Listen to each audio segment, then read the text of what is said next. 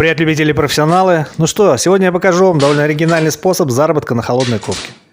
Ну или просто сварки. Это уже каждый решает сам для себя. Метод, ребята, настолько простой и рабочий, что, я думаю, подойдет как начинающим, так и бывалым мастерам. Для начинающих он, конечно, интересен тем, что потребует минимальных вложений, а также навыков. То есть, умея делать пару прихваток, вы вполне можете заработать. Ну а бывалые мастера, конечно, сделают это еще быстрее и качественнее. Затратят намного меньше времени, а заработают прилично. И как вы понимаете, такие быстрые заказы в сезон – это самое то, потому что вы не теряете клиентов, нарабатываете базу и создаете рекламу. Лично мне после этого заказа пришло еще 2, поэтому метод рабочий, опробован на себе. В общем, смотрим, не переключаемся. Итак, ребята, имеем вот такие бэушные ворота с улицы Садовая. Демонтированы они с петлями, что нас приятно радует. Поэтому для начала определяем их на операционный стол. Удаляем скальпелем верхнюю часть. При этом, ребята, не забываем про технику безопасности и не делаем, как я. Конечно, почищаем все швы, которые криво положил предыдущий изготовитель этих ворот. Находим другие дефекты в виде порванного металла от скопившегося конденсата внутри труб. А это значит, что где-то был непровар и влага скапливалась внутри профиля. Порванному металлу, естественно, придаем геометрию, завариваем и зачищаем. Дальше, ребята, начинается работа с новой профильной трубой. А всем любителям подпрыгнуть в этот момент и закричать: опять фуфло! Где же начинающий твою бабушку возьмет станки? Скажу, что всегда можно воспользоваться проверенными ручными самоделками. Как я поступил в своем прошлом ролике про вот эту скамейку. И ничего страшного, корона не упала, многие руки не отвалились. Ну а если вы совсем новичок, то тогда вам придется, конечно, бежать в магазин и покупать уже готовые валюты. Правда, и ваш доход немного сократится, но ничего страшного, для начала можно стартовать и с этого. Ну а пока, ребята, вы будете бегать по магазинам и покупать готовые валюты, я, не торопясь, изготовил вот такую небольшую кучу разнообразных завитков. Честно говоря, делал я это все без чертежа или каких-либо набросков, просто безотходно порезав профильную трубу. В эту кучу также добавил пару пик и немного штамповки. И теперь легкими движениями руки, с помощью тех самых прихваток, о которых я рассказывал в начале ролика, выдружаем все это в угол нашей конструкции и пытаемся соблюсти хоть какой-либо рисунок.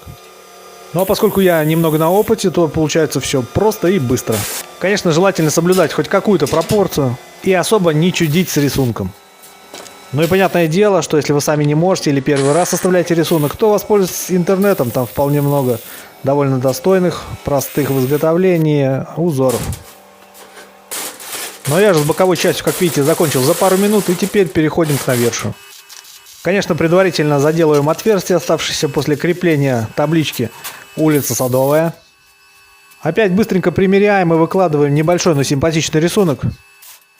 Так как верх створок у нас теперь прямой, то главное условие здесь, чтобы рисунок шел на понижение от центра ворот к краям. Естественно, не забываем на счастье добавить в рисунок небольшой шарик.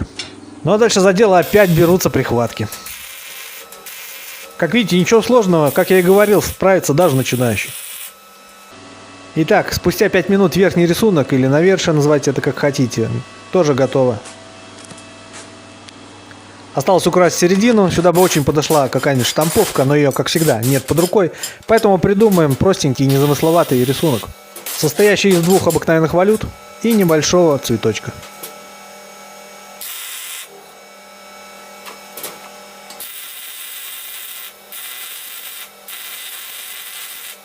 Так, это тоже у нас готово. Ну а для центра калитки выберем рисунок немного попроще. Но все с тем же штампованным цветочком.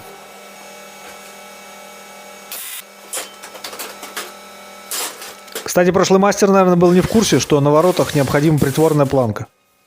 Поэтому сейчас мы быстро исправим этот косяк. И для таких простых и недорогих проектов отлично подойдет самостоятельно прокатанная планка из 3-мм металла. Опять же, ссылка на ролик, где я ее изготавливаю, будет вверху экрана. А я, как и обещал, потихоньку ее изготавливаю и нахожу применение, потому что она гораздо дешевле обходится, чем покупная 4-мм. Ну вот, притворная планка почти готова, теперь ворота не будут болтаться как сопли. И если бы этот проект был немного подороже, я, конечно, бы сделал красивое окончание. Но сегодня, как говорится, это не то пальто, поэтому просто отрезаем ее за подлицо. Неукрашенным, как видите, у нас остался только низ наших ворот. Сюда бы отлично подошли вот такие штампованные накладки, но у меня на сегодняшний день в загашнике лежит их всего 4 штуки, а для эстетики требуется минимум 5. Поэтому пока, я думаю, оставим все как есть. Может, потом немного выделим вырубку патины. А пока закрепляем наш небольшой рисунок по центру ворот.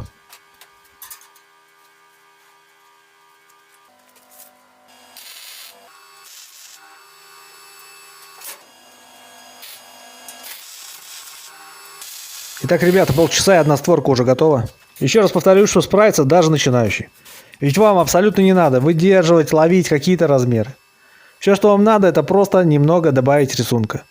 Конечно, в этом проекте низ все-таки меня сильно смущает, но не хватает здесь этих штампованных элементов. Но, как говорится, время – деньги, поэтому покупать я их не буду, а буду продолжать собирать все так. Ну а на будущее обязательно куплю штук 40, пусть валяются, ничего страшного. Блин, совсем забыл, что прихватки-то надо ставить с двух сторон, поэтому сейчас затратим еще 2 минуты, обварим все по кругу и закончим эту створку. Дальше, ребята, я думаю, не надо объяснять, что со второй мы делаем абсолютно то же самое, только еще намного быстрее, потому что у нас уже есть опыт. Кстати, чуть не забыл показать, что на нижней профильной трубе, там где был порванный металл, обязательно просверливаем пару отверстий. И еще на второй створке самое главное соблюсти те же размеры, что и на первой. Не промахнуться. Итак, ребят, промежуточный результат выглядит у нас вот таким образом. И сейчас плавно переходим к чему правильно. Лучшая покраска — это грунт плюс краска. И так как на дворе у нас лето и хорошая теплая погода, поэтому немного отступаем от правил. И даем грунту подсохнуть не сутки, а чуть более часа. Наносим 2 слоя эмали, немного патины, грузим все это дело в машину и выдвигаемся к заказчику. Конечно же, на улицу Садовая, дом 33.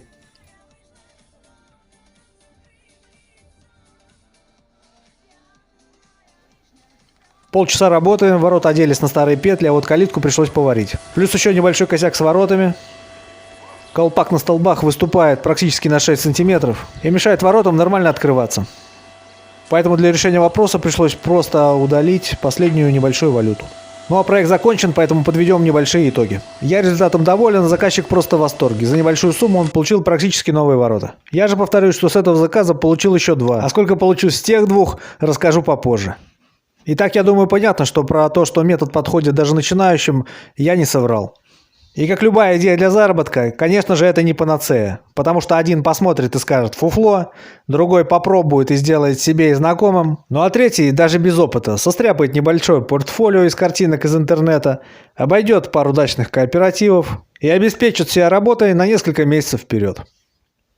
Так что, ребята, как действовать, решайте сами. Ну а кому понравилось, ставим лайки и дизлайки, обязательно подписываемся и не забываем комментировать.